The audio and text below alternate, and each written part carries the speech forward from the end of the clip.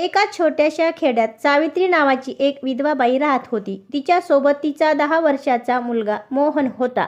घरात फार गरिबी होती. रोज मजुरी करून ती कसंबसं घर चालवायची. 1 वर्ष गावात भीषण दुष्काळ पडला. विहिरी आटल्या, शेतं कोरडी पडली, काम बंद, अन्न संपलं. घरात फक्त 1 मूठ तांदूळ उरले होते.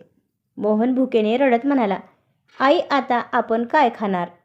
सावित्रीने देवघरासमोर दिवा लावला आणि म्हणाली, देवा, माझ्याकडे काही नाही, पण माझा विश्वास अजून जिवंत आहे.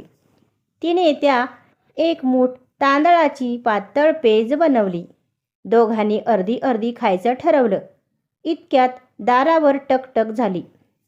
दारात एक थकलेला प्रवासी उभा होता. तो म्हणाला, ताई, 2 दिवसापासून काही खाल्लं नाही. थोडं काही मिळेल का? मोहन आईकडे बघू लागला. त्यांच्या हातात आधीच कमी अन्न होतं. क्षणभर सावित्री थांबली आणि मग हसून म्हणाली, या भाऊ, आमचं जे आहे ते तुम्हालाही आहे. तिने पूर्ण पेज त्या प्रवाशाला दिली.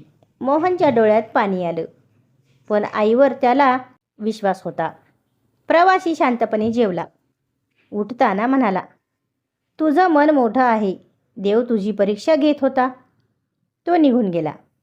दुसऱ्या दिवशी सकाळी गावावर काळे ढग जमले. गर्जना झाली, विजा चमकल्या आणि जोरदार पाऊस सुरू झाला. विहिरी भरल्या, शेतं हिरवी झाली.